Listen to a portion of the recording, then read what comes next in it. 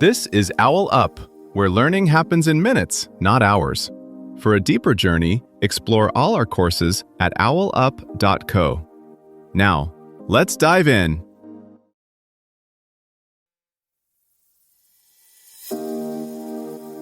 Welcome to Chapter 3 of our series, Understanding Family Dynamics, where today we're diving into the fascinating world of birth order in our episode titled, Birth Order: How Position Shapes Personality.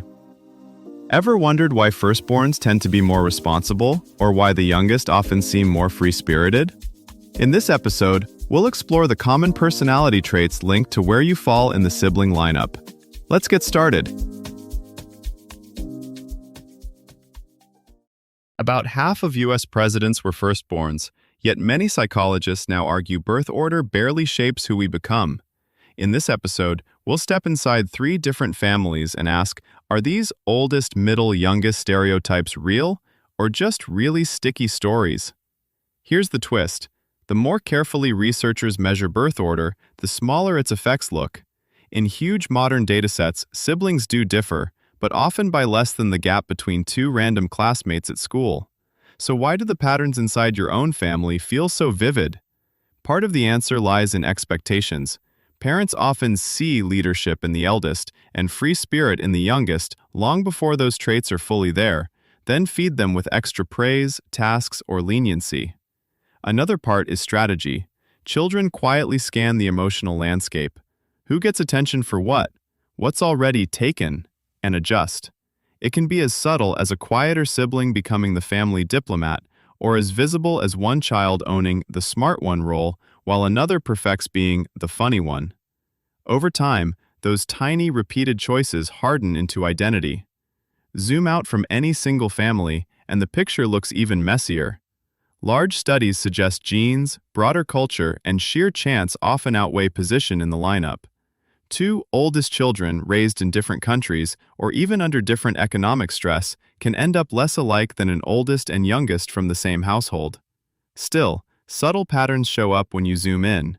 Who parents worry about, who teachers rely on, who relatives brag about. It's less a script and more a set of gentle nudges that interact with stress, opportunity, and timing across a lifetime. Step inside the research for a moment. When psychologists track siblings over years, they don't just ask, who's more responsible? They measure tiny behavioral details. Who does homework earlier in the afternoon? Who volunteers answers in class? Who takes the lead in group projects? Across thousands of families, the averages budge a bit by position, but usually by millimeters, not miles. That's why one paper could find a minuscule uptick in conscientiousness for those born first, and, in the same breath, conclude that most real-life differences come from somewhere else. So where do the vivid, you've always been the X1 dynamics actually get their fuel? One clue: timing. The eldest arrives when adults are new to parenting and often more anxious. Later arrivals land in a more seasoned, sometimes more relaxed system. The same parent can respond very differently across years.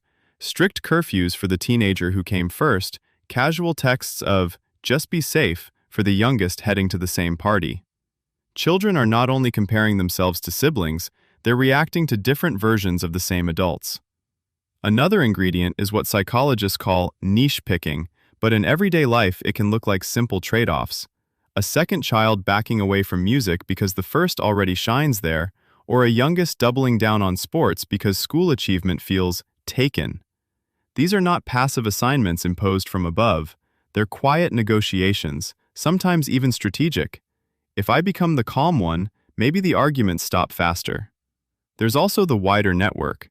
Teachers, coaches, and relatives carry their own expectations once they've met one child from a family.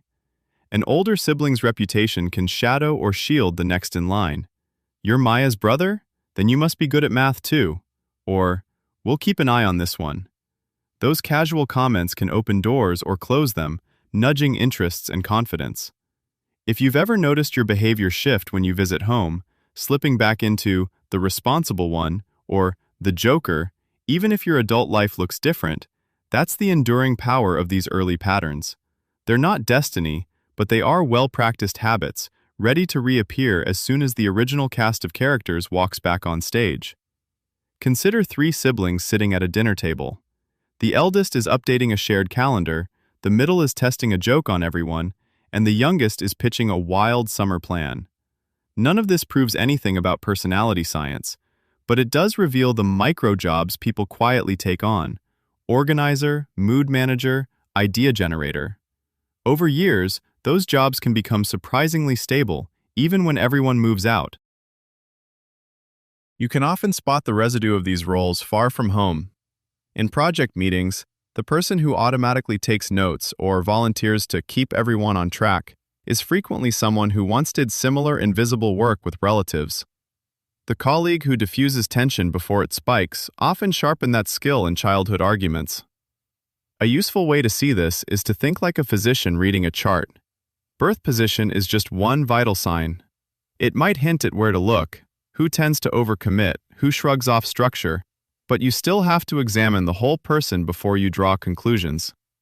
If future data make these patterns more predictable, we may treat sibling position less like a fun label and more like a planning tool. Therapists might ask about it the way they ask about sleep or diet. One more clue about where tensions or talents cluster. Schools could notice when the quiet third kid is consistently overlooked. Like watching a changing weather map, the goal wouldn't be to control the forecast, but to spot fronts early enough to carry an umbrella, or leave it at home. So instead of asking, "What did my place do to me?" a sharper question is, "How am I still replaying it now?" Notice how you step into groups. Do you reach for the steering wheel, crack the first joke, or quietly scan the room like a weather report? That pattern isn't fixed, but seeing it clearly is the first lever for choosing something different. To go deeper, here are 3 next steps. 1.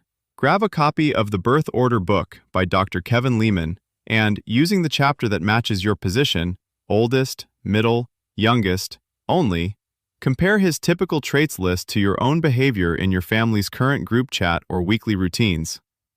2. Take a free Big 5 personality test on Truity or 1-2-3 test, and then map your results against the birth order patterns discussed in the episode. Ask one sibling or parent to take it too, so you can compare how roles show up in real data. 3. Watch Dr. Frank Sulloway's TEDx talk on birth order and then pick one relationship, a sibling, partner, or close friend, to experiment with this week by deliberately flipping your usual role. For example, if you're the classic peacemaker middle child, try leading the decision on your next group plan and see how the dynamic shifts. This was OwlUp, your daily step forward. This series continues with more chapters on OwlUp.co. Visit OwlUp.co to access the complete course and continue your learning journey. See you there!